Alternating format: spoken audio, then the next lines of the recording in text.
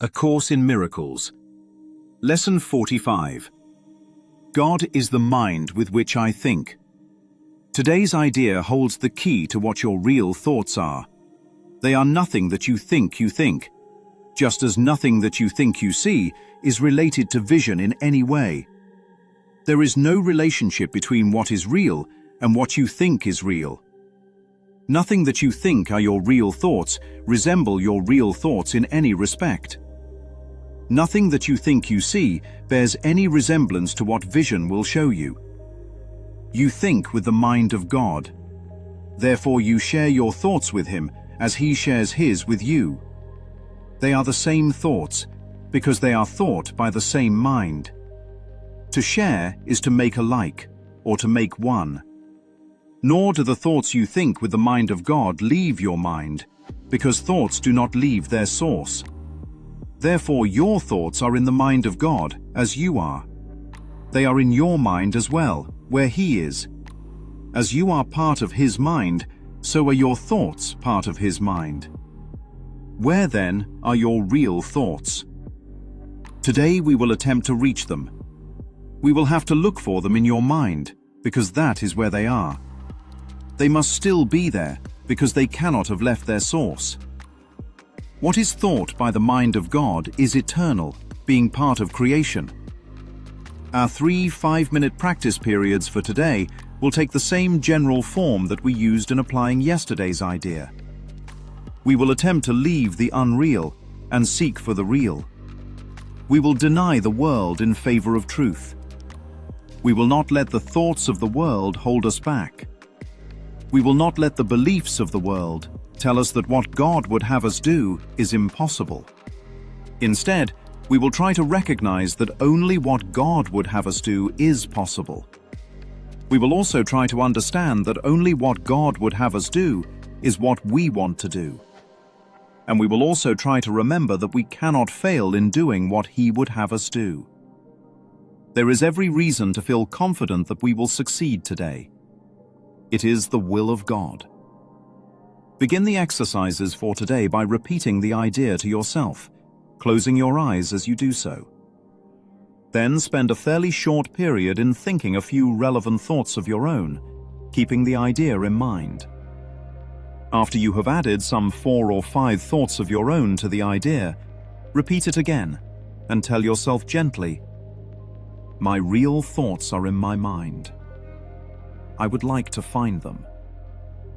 Then try to go past all the unreal thoughts that cover the truth in your mind and reach to the eternal. Under all the senseless thoughts and mad ideas with which you have cluttered up your mind are the thoughts that you thought with God in the beginning. They are there in your mind now, completely unchanged. They will always be in your mind, exactly as they always were. Everything you have thought since then will change, but the foundation on which it rests is wholly changeless. It is this foundation toward which the exercises for today are directed. Here is your mind joined with the mind of God. Here are your thoughts, one with His. For this kind of practice, only one thing is necessary. Approach it as you would an altar dedicated in heaven to God the Father and to God the Son. For such is the place you are trying to reach. You will probably be unable as yet to realize how high you are trying to go. Yet even with the little understanding you have already gained, you should be able to remind yourself that this is no idle game, but an exercise in holiness and an attempt to reach the kingdom of heaven.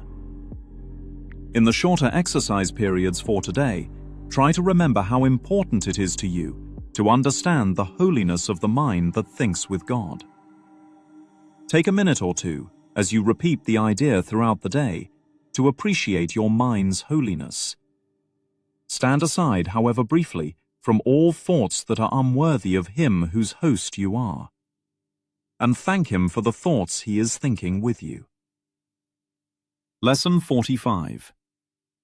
God is the mind with which I think.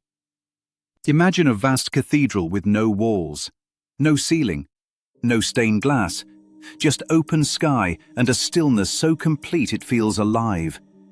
In the center stands an altar, not carved from marble, not built by hands, but luminous, radiant, untouched by time.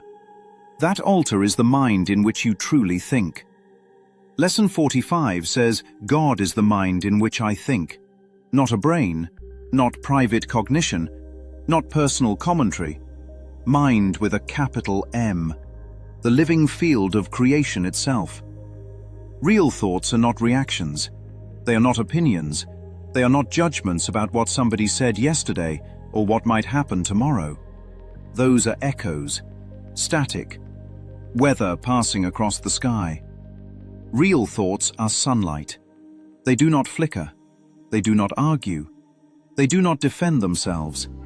They extend. They create. They bless. When the Course says you share your thoughts with God, it is not speaking of dividing something into portions. It is not a slice of a pie. It is not a stock certificate. To share in this context means to be the same.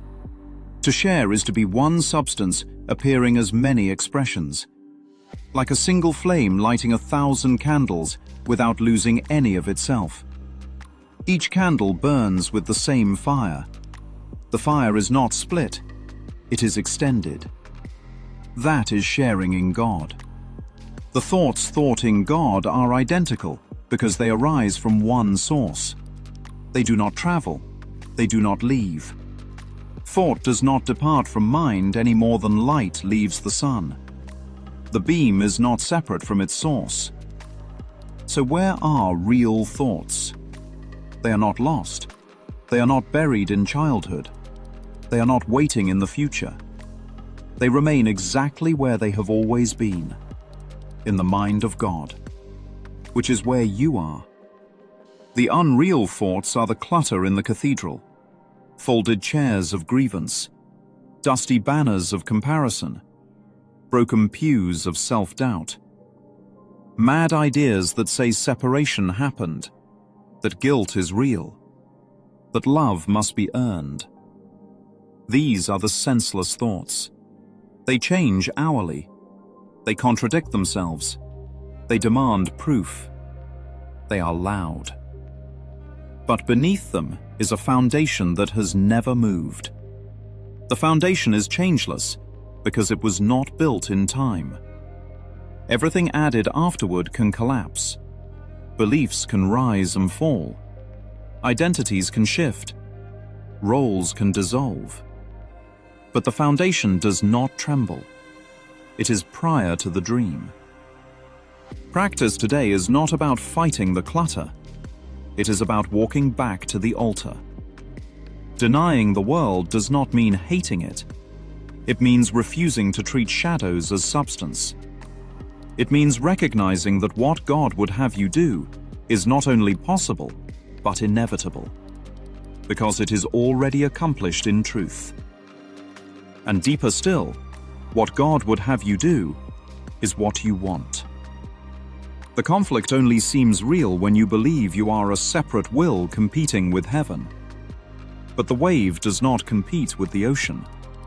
It rises because the ocean moves. It cannot fail at being a wave. Confidence today is not arrogance. It is alignment. It is resting in the certainty that reality cannot be undone. When you close your eyes and repeat, "My real thoughts are in my mind. I would like to find them." Imagine stepping barefoot into that cathedral. The air is still. The altar glows softly. You are not bringing an offering. You are discovering that you are the offering. To approach it as an altar is to approach with reverence, with willingness, with quiet recognition that this is holy ground. The kingdom of heaven is not a distant realm. It is the recognition of this altar within, the joining of your mind with the mind of God, the end of private thinking. And here is the tenderness of Valentine's Day. Love is not something you manufacture. Love is the thought God is thinking with you right now. To be the host of God is to be the one in whom that thought is received and extended. A host entertains guests, provides space, welcomes. You are the host of divine thought. Holiness is not perfection of behavior. It is the purity of the altar that was never defiled. Throughout the day, step back from the noise. Stand aside from thoughts unworthy of the one whose host you are. Not with condemnation, but with remembrance. Return to the altar. Feel the stillness. Thank him for the thoughts he is thinking with you. Because in truth, you have never thought alone.